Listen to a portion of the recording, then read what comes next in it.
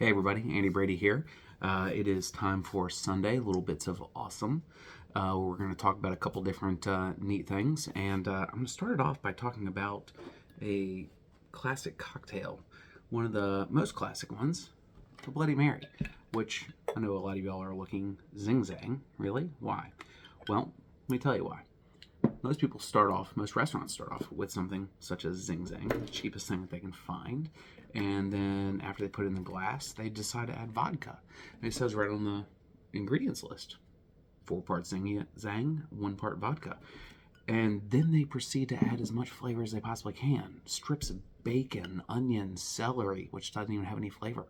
They'll do everything they can to try to supplement the flavor that the vodka just doesn't have.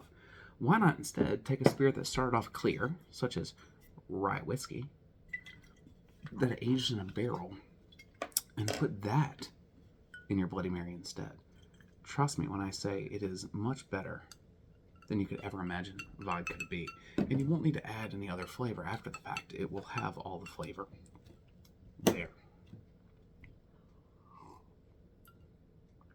You'll never order another Bloody Mary with vodka again. You'll always ask for rye whiskey. I promise, try it. So again, I say welcome to Easily Mused channel on Sunday. This is Little Bits of Awesome. This is a uncut, unedited video where we just sit down and chat about a couple things.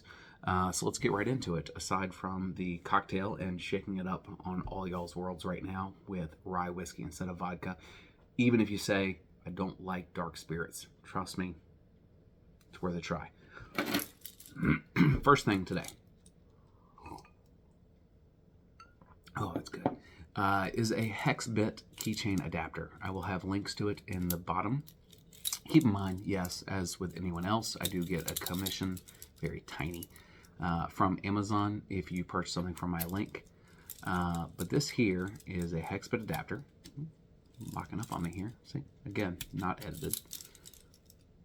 It is a keychain adapter that just holds the most common size bits you could use. So I use this both in professional, personal life. I actually have multiple of them. I have one that I keep at home that has things like Phillips head and flathead, of course, and star 32 or star 30, whatever it's called.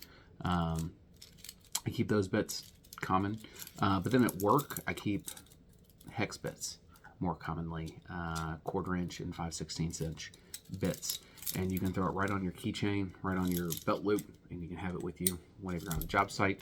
It's actually very quick and easy. I know I was struggling with it earlier, but whenever you've got your different bits and pieces, it goes right on and off without a worry. Even if you only used a couple of these, it would be a fantastic addition to any toolbox. Let's look at our next thing. It's going to be a smart adapter.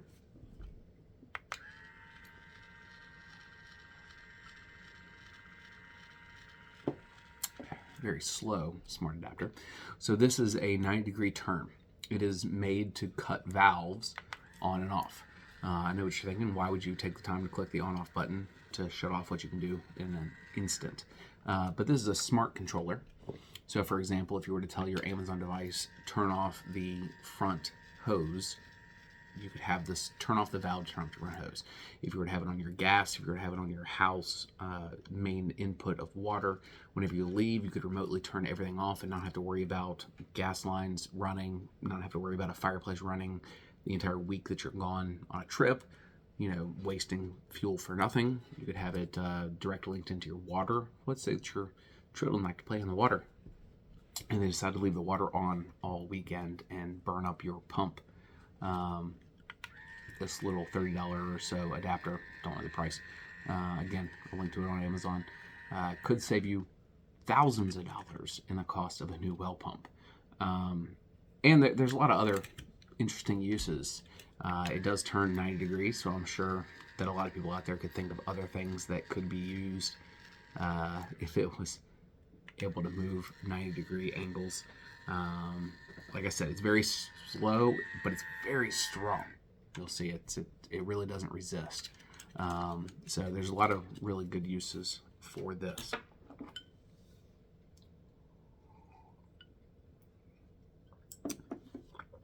let's look at the next thing. We've got something actually I designed, but it's very basic, very simple. I didn't actually design the overall idea, but they are flags. Some people will recognize them immediately. They are the kind of flags that you put into a barrel of a firearm that show from a distance that it is not chambered. You couldn't chamber a firearm with this in the barrel, so from a very far distance, you'll be able to see this and know that that gun is unloaded. So if you're like me and you have children, this is very important. You grab something like this, you can print a whole build plate of them on your 3D printer for pennies, slam them right up in the barrels, and from a mile away, you'll be able to see that they are unloaded and not able to cause any harm at the time. If you're into competitive shooting, or if you just like to go to the range, when somebody walks up and they see something like this in the barrel, they immediately understand it. They know that it's empty. So this is not just for child-proof, not just for your own peace of mind, but it's also for other people's peace of mind whenever you go up to the range. Got it in 2 different diameters, though I'll be honest, it's kind of pointless. The smaller diameter works in all gauges. Because it just, once it goes up into the barrel, the action will catch it and holds it in place, and you can see from, like I said, a mile away. So that's it. That's all we have for today. It was meant to be quick, just like every Sunday meeting with you guys. Just a couple quick things. You got your 90-degree shutoff valve. You got your keychain that I can't stress enough. It is a game changer. It will really up your game whenever it comes to switching back and forth between bits.